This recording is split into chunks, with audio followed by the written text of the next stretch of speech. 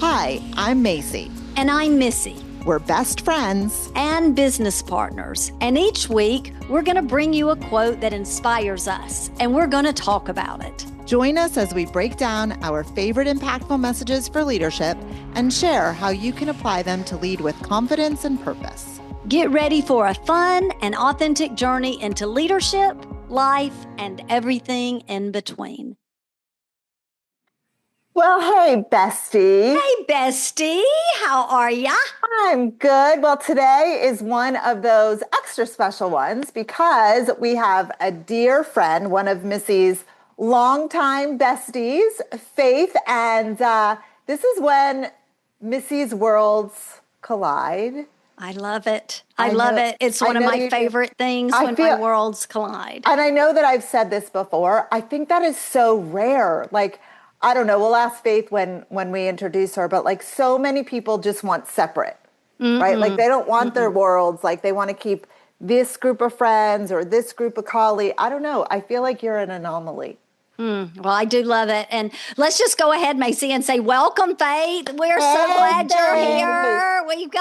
We've got so many great things we're going to talk about. But Faith, I want to just start out by telling our listeners how we know each other. We taught school together for almost 2 decades, and literally from almost our first day working together, we were joined at the hip, besties, did everything together. We became family quickly, raised our kids together. What a blessing you've been to my life for now. It's over 30 years. It's just crazy. Neither of you look over 30 years. So the fact that you've been friends for 30 years, like that is such a blessing. Like, thank you, God, because that kind of friendship does not come along often. And I can't wait. I mean, I know we're going to let Faith say hi and introduce herself, but I feel like the quote that we chose today is like almost a testament to this whole friendship thing too. So I'm so excited. Yes, I'm excited too. Faith, what do you want to say? Yeah, I was going to say, Faith, why don't you fill in the gaps? Like, let our listeners know who you are, what you do, like, what are you doing? What are things that you want our listeners to know about you? Okay. Well, first of all, thanks for having me. It's so much fun to be with you. I remember the first time I met you, Macy. It was so much fun. We were in, I think, Florida, where you are. Yeah. But anyway, and it is so much fun when your worlds collide because, you know, everybody should have a Missy in their life, that's for sure. Because she is just, I can't remember being an adult without her in my life. Yeah. You know, so, I mean, we met when I was 21. 21. We were 22. Yeah. I remember what you had on the day I met you. Isn't that so crazy? But anyway, this is not a fashion forward podcast, so I'll refrain from the denim. No, I mean, we are fashion forward. We're always in our pink, but yeah. Straight skirt. Wait, what was it? You had on a denim top. It was denim. And that a straight kind of like brocade tapestry kind of skirt. Wasn't it big paisleys? Yes. With the pink, and I loved that skirt to put with the denim top. Oh my gosh, I hadn't thought about that outfit in years. But isn't that strange that I still remember that? I mean, you just have made an impact on my life since I met you. Well, and I adore you. You both have done that for me as well. And Macy and I have wanted to have you on the podcast because of the person that you are. And so we're excited. Tell the listeners like officially like who you are and what you do these days. They know we taught together. Sure. Well, first and foremost, a wife and a mom, but I'm a retired educator. I was there for 3 decades, if you can believe that, a little over 3 decades. When I say those words, it seems like We're old. It's like a How in the lifetime. world? It's like a How in the world lifetime. did I do that for over Yeah. 31 years? But I loved every bit of it, especially in the beginning. Until you didn't, for my right? golden years. Yes. I loved it. But we can get more into, talking about that and about how the strain of education on teachers and it's just a heavy load. But I'm making it lighter. But so yeah, I live in Louisiana, and I now am a project director for a nonprofit, an educational nonprofit, and retired from teaching. My husband and I just bought our forever home, and we love it. We have 3 children together, 2 boys, and then our daughter is 9. We are a blended family. And I've been married for 20 years, and I just love people. And I love to love on people and build them up. And I do think that comes from being an educator, because you are definitely on stage every day. And who wants to watch someone boring and uninspiring? Yeah, for sure.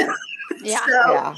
But anyway, that's pretty much me in a nutshell. Yeah, I always think having because my sister's an educator, and Right. obviously Missy's sister's in education, and there's just a handful of what I will call old time sparklers, like the special teachers, because they are very few and far between now, like having Yeah. kids in school, but like for sure, like you would be a standout, Missy would be a standout, Neely would be a standout, Amanda would be a standout. And I'm sure, and we may even talk about some of that today, like there are some educators throughout our careers as parents, as students. Like I remember some of my teachers, but so few. Like it's not the norm anymore, which is It's so not like sad. what we grew up with and what No. Faith and I had the most beautiful experience living through Yeah. teaching together. It's just not that way anymore. No. All right. So I'm going to share the quote. And then, of course, you know what we're going to do. We're going to talk about it. Okay. So this is the quote. Inspired people inspire people. It's so good. It's so good. It is so good. It's so good. All right. So girls, we're going to talk about it. Faith, you're going to go first. Tell us what that means when you hear inspired people inspire people. Okay. What that means to me is you cannot pour from an empty cup. Okay. So you have to have some sort of self-inspiration, a higher power. I'm a believer, and God just gives me so much creative energy to think about how to make other people's lives better. And one of the things when I, agreed to be on your podcast, because it's a little out of my comfort zone, but I'm here. When I agreed to do that, and I saw the quote that we were going to talk about today. Handpicked for you, by the way. Oh, thanks. I don't feel very inspirational to others, but I try. But I think you make such a good point, because I think that's almost the beauty of this quote. Yes. Is that oftentimes we don't know who we're affecting, right? We don't know, like, your story, and we're going to get into it a little bit, but like your story has inspired me so much. And you probably have no idea about that. You have no idea how much you, Faith Gremillion, have inspired me to live a better life, a happier life, a more intentional life, a life that is almost fearless. And again, our listeners probably have no idea what we're talking about. We're going to talk about it. But I feel like that's such a key, Faith, is that we don't always know, because we don't necessarily feel like we're not waking up today and saying, now some people I suppose do, but we're not waking up and saying, who am I going to inspire today? We just live our lives and hope and pray that we are going to be that inspiration. I want to just say, kind of jump in here and say one thing, because Mayce, we didn't really say this. you actually came up with this little saying, inspire people, because we had heard the saying that hurt people hurt people. Yeah, and I And so- said, right. if that's the That is case, so true. if Yes. hurt people, and we know that is true. Sure, right? of We've course. probably all been a victim of that in some way. But if that's true, the other side of it can also be true. Right. But this is just kind of where I was going with this 1 second, is that a lot of times hurt people don't even realize that they're hurt and they're doing that. Right. It comes from something inside of them. And this does too. Yeah. It comes from a spark that's lit inside that is almost, in this case, I mean, hurt, there's a lot of reasons, but for inspired, it is from that higher power, or it's what you're feeding yourself, or it's the way you choose to look at life. I was going to say, I just made a comment like, we don't always think about it, right? We don't always wake up and say, today I'm going to inspire people. But what if we did? Yes. What if we were so intentional and said every single day, I'm going to live my life because I know that other people are watching. That's Because right. other people That's are good. watching. They are watching. But what if we lived our lives knowing in our grit that people were? So we lived our lives differently. Like, imagine what this world would be like. It would And be I think amazing. Faith does live her life like that. Well, thank you, Missy. I mean, it's so sweet. I mean, believe me, I'm not rainbows and sunshine every day. You are unicorns and sparkles. Absolutely. But I do try to do those micro steps, those just micro decisions. Like, what might that look like then? What would an Okay. example be, since you brought it up? Case in point. So we had with my nonprofit, we had a yoga night, and it was holy yoga. I don't know if you guys have ever heard of it, but it's intentional Christian-based Music. songs and meditation on the word and scripture while you are feeding your body with, like stretches and quiet and all that kind of stuff. So one of the holy yoga nights, one of their little takeaways was a little box of prayer cards. And, it was very sweet. I got them at Dollar Tree for like a $1. And that's before they raised the prices. I was going to say $1.25. Yeah, right. So I had an extra set in my car door, where you keep your pencil and your pens and your brush. Well, I don't keep a brush there anymore, but but I had the box of prayer cards. So yesterday, I was in the line to get a Diet Coke at Sonic, and I drove up, and this little sweet lady at the drive-through window, she just looked like she was having a bad day. I mean, she did. I mean, she really wasn't engaging in conversation. Not that you're going to have a long conversation in the drive-through, but, how are you? Did she look at me when she took my money? That. And something just told me, give her a prayer card. So I pulled it out, and she gave me my drink and my card back. And then I said, hi. I said, I hope you have a great day. Here's your prayer card for the day. And y'all, it was like I had given her $100. $1 million. And she read it. And I'm sorry to say, I didn't know what it said. I didn't read it. That's okay. It wasn't for you. It was for her. That's right. It wasn't for me. So she read it, and she just looked up into the heavens and raised her hand, and she said, thank you, Jesus. So I have no idea my gosh. what happened. I want to run to the dollar store right now. I've got some. I'm going to put them in my car. I was just going to say, I want them in my car for those moments. Yes. Yeah, I mean, it was just, you see what you look for. And so That's I good. saw her That's not good. having a really great day, or even just being happy. I mean, maybe she had a hard time getting to work, or maybe her boss just fussed at her because she didn't, turn the shake machine on correctly. I don't know.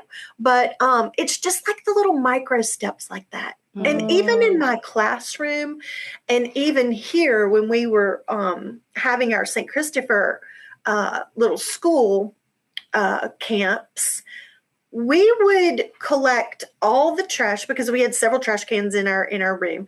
We would collect all the trash, tie it up, put it in the middle of the room, and every day we were there, one student wrote, "Thank you, Mr. James," and stapled it to the top of the trash bag. Now, you tell me, people feel invisible in this world. Yeah. Yes, they do. The custodial staff feels invisible.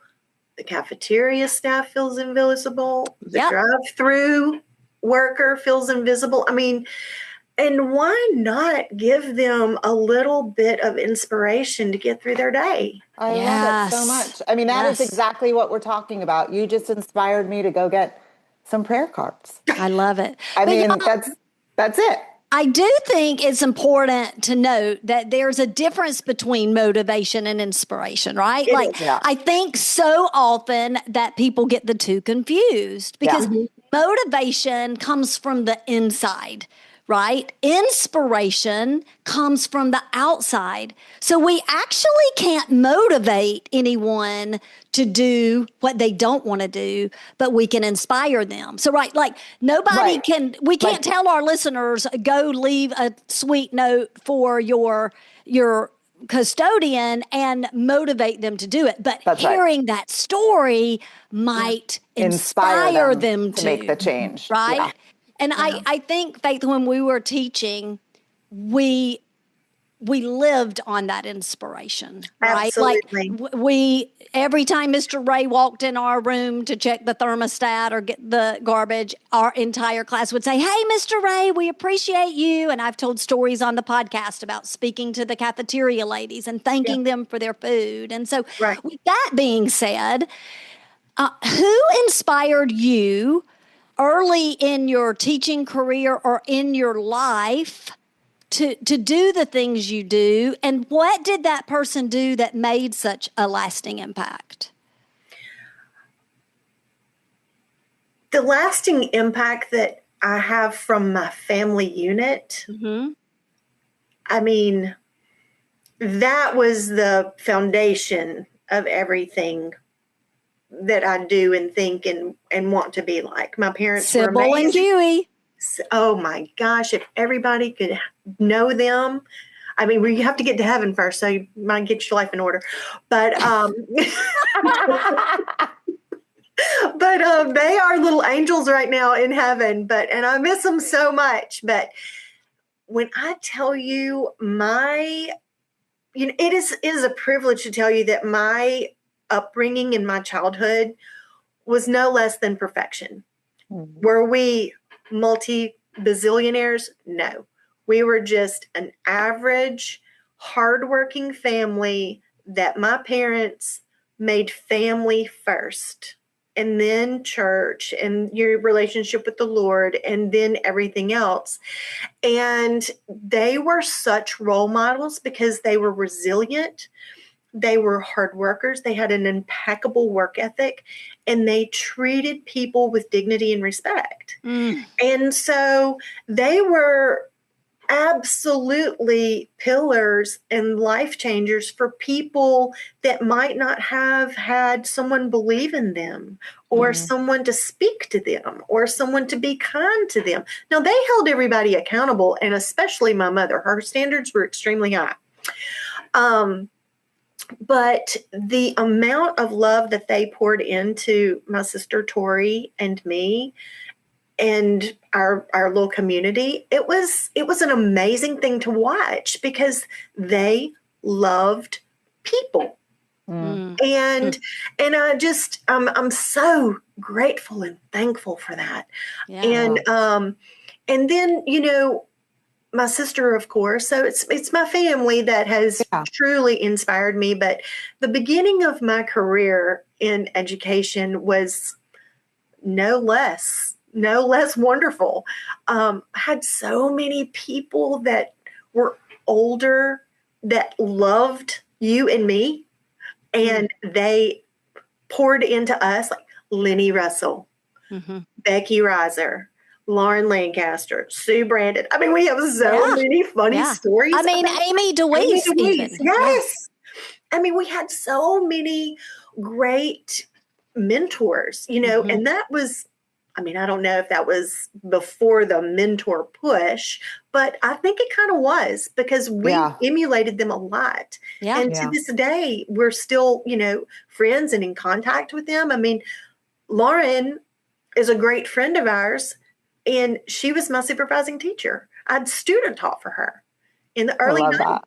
And later. I just wanted to be her. I just loved the way that she interacted with the kids, and she built relationships with their families. And that is a really important part of inspiration, is building trust and relationships and rapport. Yeah, well, that's leadership too, right? Yeah.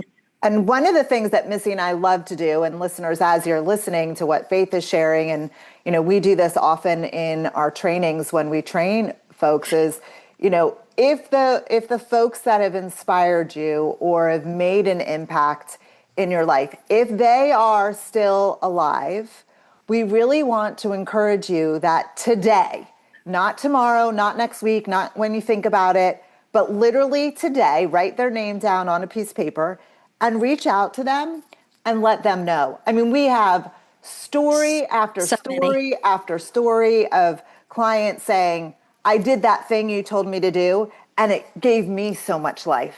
Yeah, and, and also, so much joy. Macy, just recently we had one who their leader who had impacted their life so much, he had passed, and he called the wife. Oh, wow. And she was in tears hearing about that. So if they're not living, find someone that's close to them, right, that a sibling, reach out to, a child, or a wife. Yes. Yeah, love that. Love that. All right, so Faith, let's talk about NELA, Northeast Louisiana Teachers Association. Am I saying that right? Louisiana Symposium. Yeah. How did that idea begin? What problem were you trying to solve when you created it? I mean, I know about this. Macy knows about it via me, but tell our listeners. Okay. Well, I said I was, in education for 31 years. And then I had 2 more years, because normally teachers teach or are in the profession for 33 years if they're, with retirement and drop and all that. So I had done one of the years of drop, and I was approached by several parents, and they were wanting to create a micro school.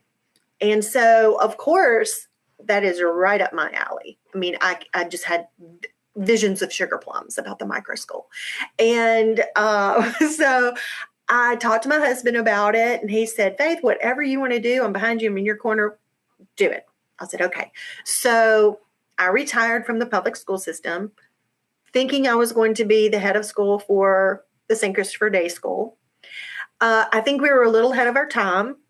If we did it now, I think it would go over like gangbusters. But, being a small micro school, tuition is a little high, but, and we didn't have a place. And I love creativity so much. And sometimes I'm all about the creativity part and not maybe like the strategy part, but I know it'll come.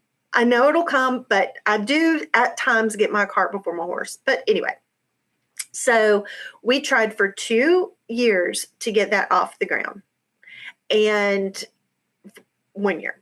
And in the second year, we said, no, it's not going to work. But I was disappointed. We did have camps and, building trust in the community, all of that kind of stuff. And the kids loved it. And it was a wonderful, wonderful, wonderful option for parents and for kids. We wanted this exponential learning, similar to Montessori, not so, worksheet. So anyway, so that didn't work. It was just kind of like roadblock after roadblock after roadblock. So my partner, Lisa, and I, we were sitting down one day, and she said, what is it that you'd want to do? Because literally I'm too young to quit work. Yeah, you're not. I love to work. I love to work. And so she said, what is it that you want to do? And I said, I just want teachers to fall back in love with teaching again. I want them to love their job. I want them to see their value. I want communities to build them up. And she said, okay, well, how are you going to do that? And I said, well, I'm going to have a symposium. That's what I'm going to do. Yeah. And I said, there is the huge teacher summit down in New Orleans, and 7,000 teachers go there every year. And it's just rotations and sessions and fun and all that. I said, I want to build that in North Louisiana. And she said, okay. And it started. So I told Lisa, I said, if we could have 25 teachers come to our first conference, and we could inspire them to empower generations for their next classroom year, I said, I think that we would have success. 25 teachers. Girl, we had 93 show up. Woohoo! Wow. And it was the ball that started it all. And so it was an avalanche of a wonderful time, great feedback, great presenters. It was a day it was like a spa day for teachers is what it was. Oh, I love that kind of analogy. We had a jazz breakfast on the terrace of my office building.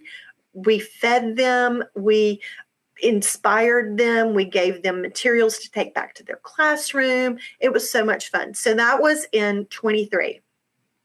Then we had the next year, and we, instead of doing 2 days, instead of doing 1 day, we did 2 days on that second year, doubled our numbers. We had teachers from all over Louisiana, Arkansas, Mississippi, and Texas come. Incredible. Then last year, if 2 days is not enough, I said, you know what, we're going to do 5 days this year. Oh my gosh. Last year.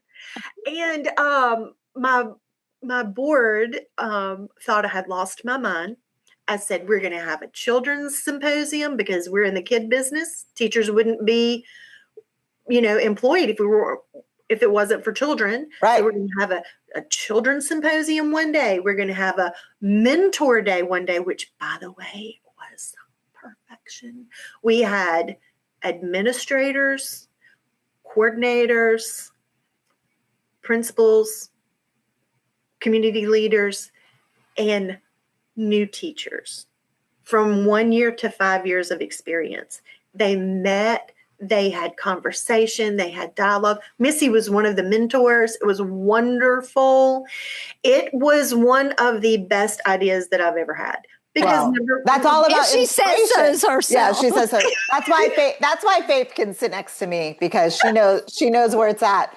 And that's inspiration, right? You inspired amazing women and men. I don't know if there were men, but women and men to continue going back and looking at their role with fresh eyes and fresh ideas. It was so amazing because one of the mentors, I think Missy Duran, was at your table, and everyone was sitting down. We had cards in the middle of the table to kind of generate some conversations and some questions. And he stopped it before it started. And he said, I'm sorry, but we need to change a seat from one of the people at my table because it is an administrator of another person sitting at the table. Yeah. And we want to be able to speak freely. Sure. We want to be able to ask, quality questions. And maybe she wouldn't have that opportunity again. So that was a really good nugget that happened that day. Yeah. But so we had the mentorship day. We had the kids symposium one night, which was so much fun. And then we had 2 days of the symposium.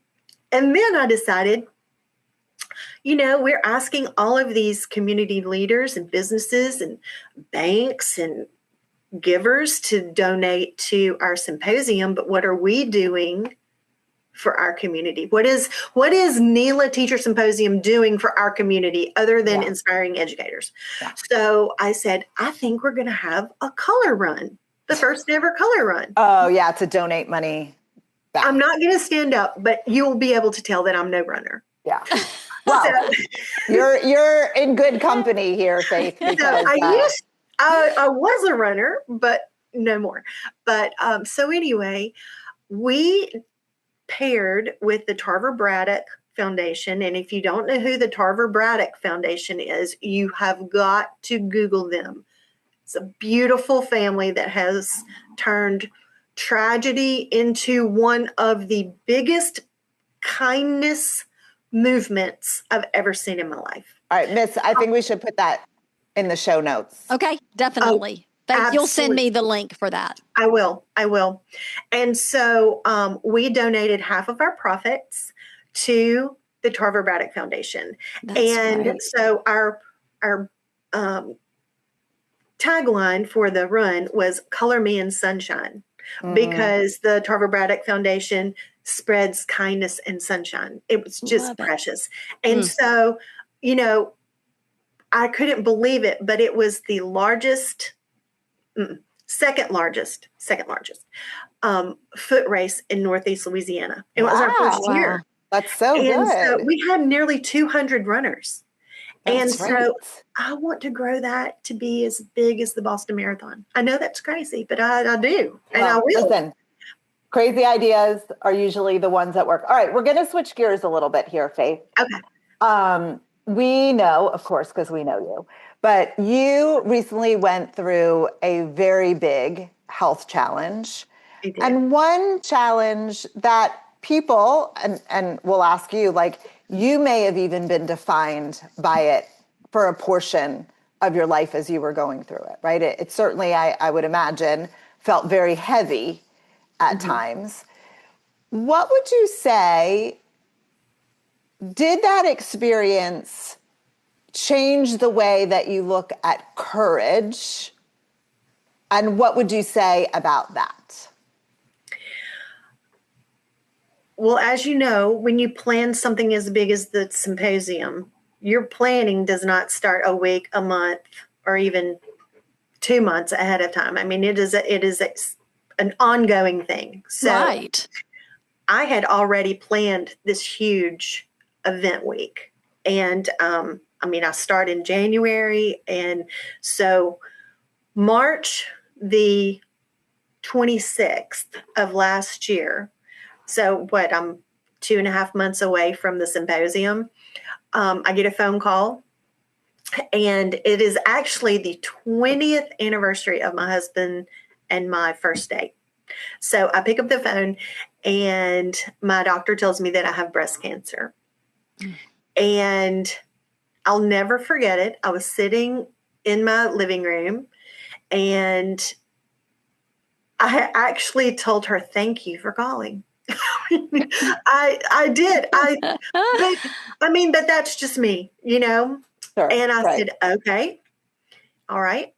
And I hung up the phone and I sat there not really believing that I was not going to persevere. But I sat there thinking, I have so much to do. This is so inconvenient. It is so inconvenient. But you know what God was teaching me? That you don't have to be fully healed to do something great. You don't have to be, have all of your ducks in a row to start. You just need to start. And when I just said, "Lord, I am giving this to you. Give me the strength to get through it. Help me do all the things I need to do." And when I said those prayers, I was like, okay, I'm going to be fine. And if it hadn't been for my strong circle of friends to build me up and lift me up and keep me up and let me cry when I wanted to cry and laugh when I wanted to laugh, I don't think I would have made it. I really don't. I'm so indebted to them. And let's just say for our listeners, so that they are fully aware, that you are 100% cancer free. So, amen to that. Amen to that. Faith, I have to ask you, and I know the answer, but as you were going through this season, what are thoughts that came to you, because I know they came, about how you can use the experience for good, or as our quote goes, to inspire others? Well, my mother was very inspirational because she did have breast cancer. So I saw that firsthand. I saw that strength firsthand. I did. It did. She, every diagnosis is different. Every person, the way they handle things is completely different. The way I handled it, I think, was a direct result from the way I watched my mother handle it. Yeah. And I'm proud of that. And, I've still got a little ways to go. I mean, but I'm so thankful that God chose to heal me. I will tell you that it has been on my heart to share my story with breast cancer survivors, either past, dealing with it now, recovering, initial diagnosis. Like, what are you going to do? Like, I wish I would have had a step-by-step, like, you get the call. Right. Then you do that. Now then what? you do that. Yes. Right. Yeah. Yes. And because when they called and told me, they said, you can go to any oncologist you prefer and make those steps. Right. But you don't And even I know thought, yeah. well, I really think that someone needs to come over here and like hold my hand and say, well, you need to do this and this and this and this and have a cup of coffee and like put my fears Talk to me rest. through it. Right. Yeah. Right. But that's not that's not what I got. Yeah. Well, I don't think anybody gets that. And I don't think so. So I really have started getting some things together to create a circle of hope. And it's going to, I don't know if it'll be a podcast or a Facebook Live group or something, but I am going to do it. I don't know all the specifics, but it has been on my heart to do that. And you know what? When things are on your heart, you need to answer the call. Oh, absolutely. Yes. And I think that as we're kind of wrapping up and thinking about, your legacy, this is just one more thing that you're going to be able to add to your legacy, is that you were part of that circle of hope for people, because it is a scary place, right? I mean, we've all been affected by cancer and breast cancer, obviously through you, but through other friends and other families. And we've all been affected, people in our lives. And that I would imagine that first phone call when you hang up and you're kind of in shock is very lonely. And nobody other than someone who has been literally in your same shoes is ever going to understand. Like, your husband might get it. Your daughter might get it. A friend might get it. Or at least they're going to hold your hand through it. Right. But they're never really going to understand. So this would you have to walk in those shoes I would think. My plea, Faith, is do it. And do it soon, because that there's one, even if it helps one, we know it'll help many. I mean, think about what you did with the symposium, but if you could help one person reduce the fear that they have around this diagnosis and what the possibilities are on the other side, because I heard you when you said it was inconvenient and I didn't let it stop me because I had too much to do. And too many people, like I said at the very beginning, like, this is why you inspire me, right? Because you're not going to let things, you're not going to go sit in bed and cry and mope. Is that an option? Yes. Would it be understood and justifiable? Heck yes. Right. But that's not what you chose. Right. You chose to look it straight in its face and say, we're a PG-13 show, F you, cancer. Yeah. Well, and how lucky am I that I've gotten to walk alongside this inspiration for 30 years and see it in action. And I can't wait to see Circle of Hope form, or whatever you decide. And it's going to be just an amazing part of your legacy. And of course, this has no doubt been such a great episode. And there are so many takeaways. But I think if you're only going to take one thing from the podcast today, it's to let it be this: life is going to give you seasons that you didn't ask for. Titles change, health changes, roles shift, energy fluctuates. But inspiration is not something you wait around to feel. It's something that you choose to cultivate really from the inside out. Yeah. I mean, inspiration is not about circumstances being perfect, right? It's about really your perspective towards things. It's deciding that what you've been a part of, what you're walking through, or what you've walked through will not harden your spirit, but actually deepen your faith, right? Inspired people typically are not the ones with the easiest stories, right? But they are the ones to look at those stories square in the eye and choose to grow through those stories. And when you choose, because we talked about before, it's a choice, it's an intentionality. When you choose to stay inspired, even in adversity, you really give other people permission to do the same. And as this quote reminds us, inspired people, well, they really are the ones who inspire people. They do. And Faithy, that's what I call her. Faithy, thank you so much. If our listeners want to stay in contact with you, what is the best way for them to do that? We do have an event page on Facebook for the Teacher Symposium. It's the NELA Teacher Symposium, NELA, Northeast Louisiana. Okay. Teacher Symposium. I am on Facebook. I don't have a business page per se yet. I like that power of yet. Yeah. That's really the only two ways that you can find me. Well, they could reach out to us. If someone has a story right now happening in their life and they need you, we will connect them to we'll you. Connect them. Yeah. Yes. Sure. And so then, Faith, as we wrap up today's episode, we ask all of our guests this. What is your favorite leadership quote? Oh, gosh, there's so many.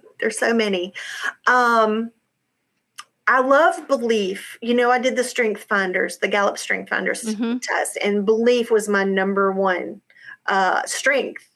And so, I have so many quotes that I love and are very impactful, but I love the one that says, believe you can do it and you're halfway there. That's a good one. Theodore Roosevelt. Yeah, so that's good. a really so good one. And listeners, sorry, Faith, go ahead. No, that's okay. I'm good. It's been so much fun. Thanks for inviting. I know it has been fun. And listeners, we want to know, do you have a favorite leadership quote?